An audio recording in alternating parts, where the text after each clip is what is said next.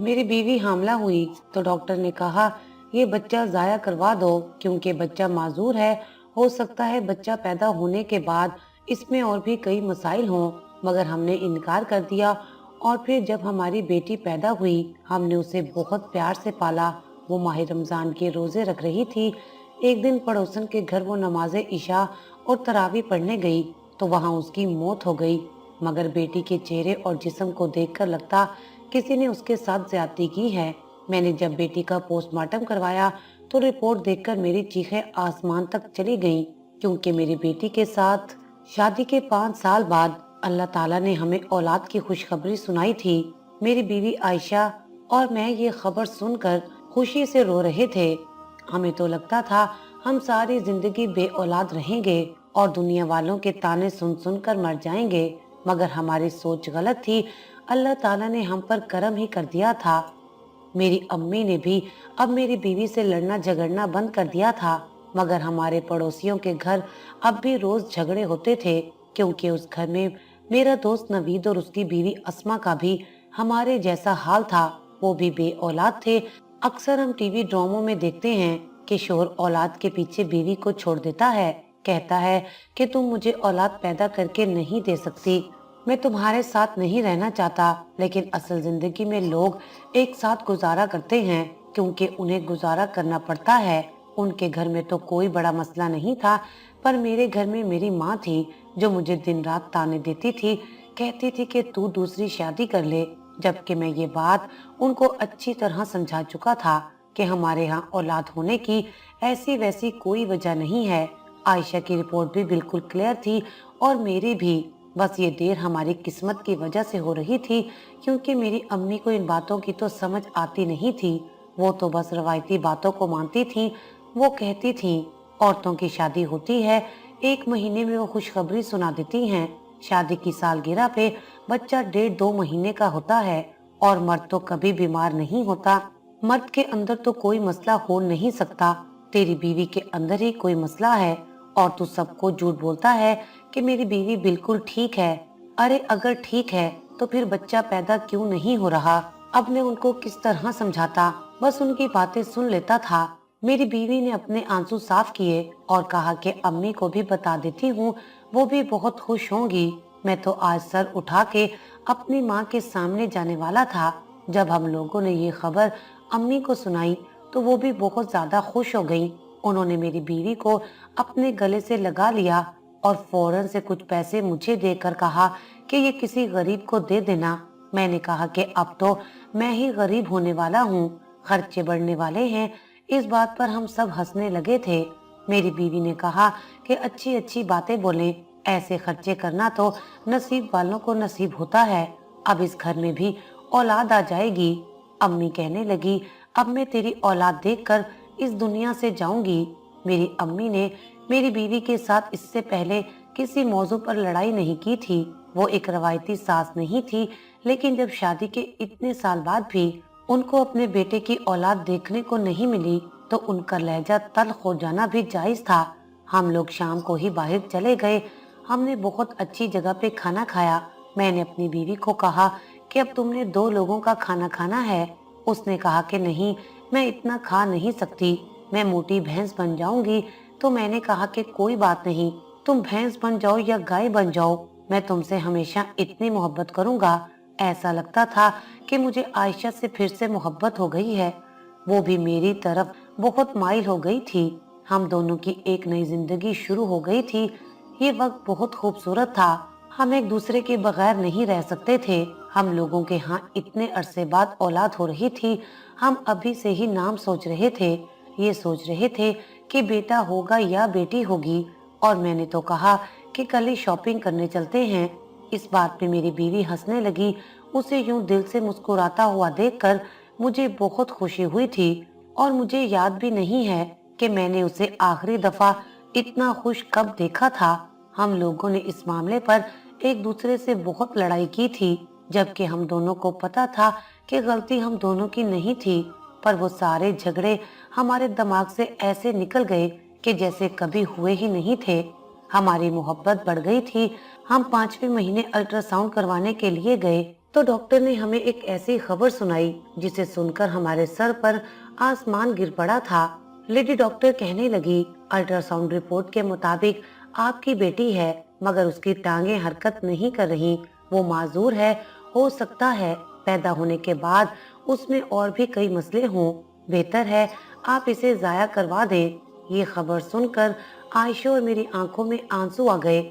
हम फिर से पहले जैसी जिंदगी नहीं जी सकते थे, इसलिए हमने डॉक्टर से कहा कि हमें माजूर बच्ची ही कबूल है। डॉक्टर ने हमारी बात पर आमीन कहा था और 9 माह बाद अल्लाह ताला ने हमें खूबसूरत सी बच्ची से नवाजा था। शुक्र है कि बाकी सब कुछ ठीक था, बस वो टांगों से माजूर थी। एक दफा फिर से हम जी उठे थे। हमने उसका नाम ज़ैनब रखा था। वो बहुत मोटी सी थी। मुझे हमेशा से ही बेटी की ख्वाहिश थी। मेरी अम्मी ने भी कोई बात नहीं की, ये नहीं कहा कि बेटी क्यों माजूर है। बेटी को पाकर मुझे ये एहसास हुआ कि बेटियां बेटों से ज्यादा खूबसूरत होती हैं। जब मेरे दोस्त नवीद की बीवी अस्मा हमारी बेटी को देखने के लिए आई, तो मेरी अम्मी ने कहा कि उसके यहाँ औलाद नहीं है, उसको बच्ची के पास नहीं आने देना। लेकिन मेरे दिमाग में वही बात थी। पहले हमें भी लोग इसी तरह धुतकारते थे। मैंने अपनी बीवी से कहा कि इनको अंदर बुलाओ और ज़ैनब इनके हाथों में पकड़ा दो। जो कुछ हमारे साथ हुआ है वो हम इनके साथ नहीं करेंगे। मेरी अम्मी इस बात पे बड़ी परेशान हुई। उन्होंने कहा कि ऐसा नहीं करो, बड़ों की बातों के पीछे कोई न कोई मसलियत होती है। लेकिन हम लोग नहीं माने। मेरे दोस्त की बीवी बहुत खुश हुई, हमारी बेटी को उठाकर रोने लगी। उन्होंने कहा कि काश मेरी भी औलाद होती। तो मेरी बीवी ने कहा कि ये आप ही की औलाद है, आप जब चाहें यहाँ आए, इसको उठाएं, इसके साथ खेलें। जाहिर है जो मेरी बीवी पे गुजरी थी उन पे भी गुजरी थी, इसलिए मेरी बीवी को उनसे बहुत हमदर्दी थी और वो हमारे हमसाए भी थे। मेरी बीवी अक्सर उनके घर आती जाती थी। कभी कभी जब मेरी अम्मी से मेरी बीवी का झगड़ा हो जाता था तो वो थोड़ी देर के लिए वहां चली जाती थी। मेरी अम्मी भी बीमार रहती थी, कहती थी कि तेरी औलाद का चेहरा देखे बगैर इस दुनिया से चली जाऊंगी। लेकिन अल्लाह का शुक्र है कि ऐसा नहीं हुआ। हमारी बेटी बड़ी होने लगी थी। उसकी छोटी छोटी हरकतें देखकर हमें बहुत खुशी होती थी। वक्त तेजी से गुजरने लगा और वो बड़ी हो गई। जब तक मेरी माँ इस दुनिया से चली गई थी और मेरी बीवी की माँ भी अल्लाह को प्यारी हो गई थी। ये दुख हम दोनों के लिए ही बहुत बड़ा था। अल्लाह ने हमें माँ बाप बनाया और हमारे आखिरी सहारे को हमसे छीन लिया। मेरे वालिद साहब नहीं थे और मेरी बीवी के वालिद साहब भी हयात नहीं थे। हम दोनों ने एक दूसरे को संभाला था। अगर हमारे पास ज़ैनब नहीं होती तो फिर शायद हम भी जिंदा ना रहते, क्योंकि हमारे जीने का कोई मकसद ही नहीं था। लेकिन ज़ैनब को देख के हमें उम्मीद और खुशी मिलती थी। ज़ैनब के गोया 2 नहीं बल्कि 4 माँ बाप थे। नवीद साहब और उनकी बीवी भी ज़ैनब से बहुत मोहब्बत करते थे। जब कोई ईद त्योहार होता उसके लिए कपड़े बनाते और नवीद साहब कभी कभी उसके लिए खाने पीने की चीजें भी लाया करते थे। मेरी बेटी ज़ैनब अपनी व्हील चेयर पर उनके घर भी चली जाती थी। मेरी बीवी का भी उसने बहुत साथ दिया था। ज़ैनब को बहुत संभाला था। हम लोगों ने सोचा था कि हम जल्दी से ही दूसरी औलाद पैदा करने के बारे में सोचेंगे, क्योंकि हमने पहले ही बहुत इंतजार किया था। लेकिन अल्लाह ने दोबारा हम पर करम नहीं किया। इस बात ने भी हमें बहुत दुख पहुंचाया था। पर फिर जब अपनी माजूर बेटी की तरफ देखते थे तो अल्लाह का शुक्र अदा करते थे कि अल्लाह ने एक औलाद तो अता की है। जबकि नवीद साहब और अस्मा के यहाँ अभी तक एक भी औलाद नहीं हुई थी। उनकी माली हालत हमसे बहुत ज्यादा अच्छी थी। उनका घर हमारे घर के बिल्कुल साथ था। छत भी आपस में मिली हुई थी। नवीद साहब अच्छे पैसे कमाते थे। वो दोनों एक दूसरे से बहुत ज्यादा मोहब्बत भी करते थे। लेकिन अभी तक उनके यहाँ औलाद की खुशखबरी नहीं थी। लेकिन अब उनके पास खेलने के लिए ज़ैनब थी, इसलिए उनका दिल भी लगा रहता था। ज़ैनब बड़ी हो रही थी। हम उसे दुनियावी तालीम तो नहीं दे सके थे, मगर हमने उसे कुरान पाक हिफ्ज करवाया था। माह रमजान का महीना आ गया था और मेरी बेटी हर साल की तरह रोजे रख रही थी। वो जवान हो गई थी और अब हमें उसकी शादी की फिक्र भी सताए रहती थी। रात के वक्त मेरी बीवी और ज़ैनब बेटी नवीद के घर चले जाया करते थे और वहाँ अस्मा के साथ नमाजे इशा और तरावी पढ़कर वापस आ जाते थे। सब कुछ ठीक ही चल रहा था। फिर हमारी जिंदगी में एक तूफान आ गया जो सब कुछ बहा ले गया। उस दिन 10वां रोजा था जब मेरी बीवी ने मुझे कॉल की थी और ऑफिस से आते हुए घर का राशन लेते आइएगा। मैंने कहा कि आज मैं लेट हो जाऊंगा, ऑफिस में काम बहुत ज्यादा है। मैंने कहा मैं नवीद को कह देता हूँ, वो सारा सामान ले आएगा। मैंने नवीद को फोन किया और उनको कहा कि जरा मेरी बीवी से सामान की लिस्ट ले लें और उसे कुछ सामान चाहिए वो लाकर दे दें। अगर आपको कोई मसला ना हो तो मेरा ये काम कर दें। उन्होंने कहा कि मुझे कोई मसला नहीं है। वो गालबन उस वक्त मेरे घर में थे और मेरी बीवी ने उनको लिस्ट पकड़ा दी। लेकिन जैनब कहने लगी, मैं भी अंकल के साथ चली जाती हूँ, अपनी पसंद से कुछ सामान ले लूंगी। बाजार यहाँ से ज्यादा दूर नहीं था। वो व्हील चेयर पर नवीद के साथ चली गई। लेकिन 1 घंटे के बाद मुझे मेरी बीवी की कॉल आई। उसने कहा कि जैनब और नवीद साहब अभी तक वापस नहीं आए। मैंने नवीद साहब को कॉल की तो वो फोन नहीं उठा रहे थे। थोड़ी देर के बाद मुझे उनकी बीवी की कॉल आई। उसने कहा कि बहुत बड़ा हादसा हो गया है, नवीद साहब और जैनब का एक्सीडेंट हो गया है। नवीद को भी चोट लगी है लेकिन जैनब मौके पर ही इस दुनिया से रुखसत हो गई है। मैंने ये बात सुनी तो मुझे ऐसे लगा कि जैसे मेरी कयामत तो आज ही आ गई है। मैं फौरन अस्पताल की तरफ भागा। मेरी जवान बेटी रोजे की हालत में इस दुनिया से चली गई थी। मैं कैसे अपनी बीवी को ये सब कुछ बताता। मेरी बीवी बार बार मुझे फोन कर रही थी और मैं जैनब की मैयत को लेकर घर आ रहा था। मैं अपनी बेटी की लाश लेकर घर में दाखिल हुआ तो मेरी बीवी ये मंजर देखते ही पागलों की तरह रोने लगी। उसके रोने की आवाज पूरे मोहल्ले में गूंजने लगी। सबको पता चल गया था कि क्या हुआ है। नवीद साहब को भी चोटें लगी थी लेकिन वो अपने कदमों पे खड़े थे। सब बुरी तरह से रो रहे थे। अस्मा की हालत भी खराब हो गई। वो भी तो जैनब को अपनी बेटी की तरह चाहती थी। हमारे घर पे बहुत बड़ी मुसीबत आ गई थी। गुस्ल देने वाली औरत ने बताया कि मेरी बेटी के जिस्म पर खराशों के निशान थे। ऐसा लगता था जैसे किसी ने उसके साथ ज्यादती की हो, मगर मैंने उसकी बात पर गौर नहीं किया था। सोचा रोड एक्सीडेंट में इस तरह की खराशें लग ही जाती हैं। मैंने अपनी बेटी को अपने हाथों से कब्र में दफना दिया था। मैं जब वापस आया तो मुझे अस्मा ने कहा कि आयशा अजीबोगरीब किस्म की बातें कर रही है, कभी हंसती है, कभी रोती है। मुझे लगता है उसे बहुत गहरा सदमा लगा है। मुझे लगा था कि वो कुछ दिन बाद ठीक हो जाएगी, अल्लाह उसे सब्र दे देगा। लेकिन मेरी बीवी पागल हो चुकी थी। अब हमें ये अंदाजा हो गया था कि उसे औलाद के सदमे ने पागल कर दिया था। मेरे लिए मेरी बीवी को समझाना मुश्किल हो गया था। मुझे लगा कि वक्त के साथ साथ सब कुछ ठीक हो जाएगा, लेकिन ऐसा नहीं हो रहा था। इस मुश्किल वक्त में भी अस्मा ही हमारा साथ दे रही थी। मेरी बीवी को तो अपना भी होश ना था। वो हमारे घर का खाना भी बनाकर जाती थी। लेकिन कभी कभी मेरी बीवी बिल्कुल ऐसी बातें करती जैसे वो पागल नहीं है। कहती कि वो कौन था जिसने हमारी बेटी की जान ली है, तुम जाके रिपोर्ट क्यों नहीं करते। लेकिन ये एक रोड एक्सीडेंट था, मैं किसके खिलाफ जाकर रिपोर्ट दर्ज करवाता। नवीद साहब ने कहा था। मैं तो इतना घबरा गया कि मुझे होश ही नहीं रहा कि मैं उस गाड़ी का नंबर देख लेता। मुझे आयशा ने बताया कि जैनब नवीद साहब के साथ जाने की जिद कर रही थी। कह रही थी कि मैंने भी साथ जाना है, वरना वो लेकर नहीं जा रहे थे। लेकिन मुझे क्या पता था कि मैं अपनी बेटी को आखिरी दफा देख रही हूँ। मैंने बीवी से कहा कि हादसे के पीछे किसी की गलती नहीं होती, हादसा तो बस हो ही जाता है। अस्मा ने कहा कि आयशा की हालत बिगड़ती जा रही है, इसे अस्पताल में दाखिल करवा दें। लेकिन मैं ऐसा नहीं कर सकता था। मैं अपनी बीवी के बगैर नहीं रह सकता था। वही तो मेरे जीने की वजह थी।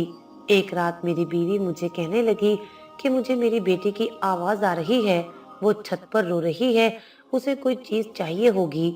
मेरी बीवी बार बार छत की तरफ भागने की कोशिश करने लगती। मैंने कहा कि छत पर कोई नहीं है, तुम कैसी बातें कर रही हो, संभालो अपने आप को। मेरी बेटी इस दुनिया से चली गई है। वो फिर से चिल्लाने लगी। उसने कहा कि नहीं, ऐसी बातें नहीं करो, तुम कैसे बाप हो, अपनी बेटी के बारे में ऐसी बातें करते हो। अक्सर मेरी बीवी शाम के वक्त इसी तरह की हरकतें करना शुरू कर देती थी। मैं अपनी बीवी को नींद की दवाई दे देता ताकि वो सुकून से सो जाए। मैंने डॉक्टर से मशवरा किया था, वो दिमाग का डॉक्टर ही था। उसने कहा कि आपकी बीवी ने बहुत गहरा सदमा लिया है, इसलिए उनको अपने आप को संभालने में बहुत वक्त लगेगा, पर आपको उनका बहुत ख्याल रखना होगा। मगर मेरी बीवी अक्सर यही कहती थी कि छत के ऊपर मेरी बेटी के रोने की आवाजें आ रही हैं। वो जवान और माजूर है, जाओ जाकर उसे नीचे ले आओ। मुझे भी छत के ऊपर से हलचल की आवाजें आती थी, लेकिन मैं यही सोचता कि कोई बिल्ली होगी या साथ वाले होंगे, क्योंकि उनकी छत हमारी छत से मिलती थी। वो अक्सर अपने घर के कपड़े यहाँ सुखा दिया करते थे। आयशा को भी बहुत समझाता था। वो खुद को नॉर्मल करने की कोशिश भी करती थी, लेकिन जितनी नॉर्मल वो नजर आती थी, हकीकत में उतनी ही ज्यादा परेशान होती थी। ये सब कुछ नॉर्मल नहीं था। मैं उसे ऐसी हालत में नहीं देख सकता था। आपका हमसफर आपकी परछाई होता है। आप उसे बहुत ज्यादा मोहब्बत करते हैं। आप खुद को तकलीफ दे सकते हैं, लेकिन उसे तकलीफ में नहीं देख सकते। कभी कभी दिल करता था कुछ खा के जान दे दूं, ताकि इस अजियत से निकल सकूं। मैं आयशा को ऐसे नहीं देख सकता था। औलाद माँ बाप के लिए बहुत कीमती होती है। एक रात इसी तरह आयशा शोर करने लगी कि बेटी के रोने की आवाजें आ रही हैं। तब मैंने उसे नींद की दवाई दे दी। जैसे ही वो सुकून से सोई, मैं हैरान रह गया कि मेरे कानों में भी हमारी ज़ैनब के रोने की आवाजें गूंजने लगी, और ये आवाज वाकई छत से आ रही थी। पहले तो मैं डर गया कि ये सब क्या है, कहीं कुछ ऐसा तो नहीं जो हमारी उम्मीदों से बहुत दूर हो। कहीं ज़ैनब हम सबका दुख देखकर वापस तो नहीं आ गई। जाहिर है इंसान के दिल में इसी तरह के ख्याल आते हैं।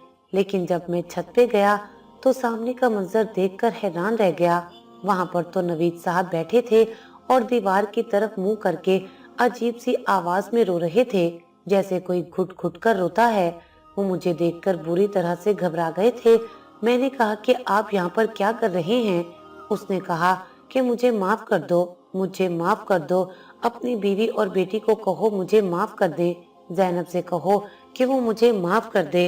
मुझसे बहुत बड़ी गलती हो गई। मैंने कहा कि क्या मतलब, आप कैसी बातें कर रहे हैं? मैंने उसको उठाया। वो अच्छे भले आदमी थे, लेकिन इस वक्त जमीन पर बैठकर बच्चों की तरह रो रहे थे। एक पल को तो मैं हैरान रह गया। मैं उनको नीचे लेकर आया। मेरी बीवी तो नींद की हालत में सो रही थी। उसे तो हमारी आवाजें भी नहीं आ रही थी। वो कहने लगे, मैंने बहुत बड़ा जुल्म किया है। मैंने कहा कि क्या मतलब? उसने कहा कि तुम ज़ैनब से कहो कि मुझे माफ कर दे। उसे कहो कि मुझे तंग ना किया करे। वो रोज मेरे ख्वाब में आती है, मुझे दिखाई देती है। वो यहीं पे है। मैं हैरान रह गया। वो पागलों जैसी हरकतें कर रहे थे। उसके बाद उन्होंने मुझे ऐसी बात बताई कि मेरी रूह ही फना हो गई। वो कहने लगे, मैंने इसी जगह पे तुम्हारी मासूम और माजूर बेटी को रस्सी से बांधकर उसके साथ ज्यादती की थी। वो बहुत ज्यादा डर गई थी। फिर मैं उसे जबरदस्ती अपने साथ बाजार ले गया और एक गाड़ी के सामने धक्का दे दिया। अपने आप को खुद से चोटें लगा ली, ताकि ऐसे लगे कि हादसा हुआ है। ये सब कुछ मैंने किया था।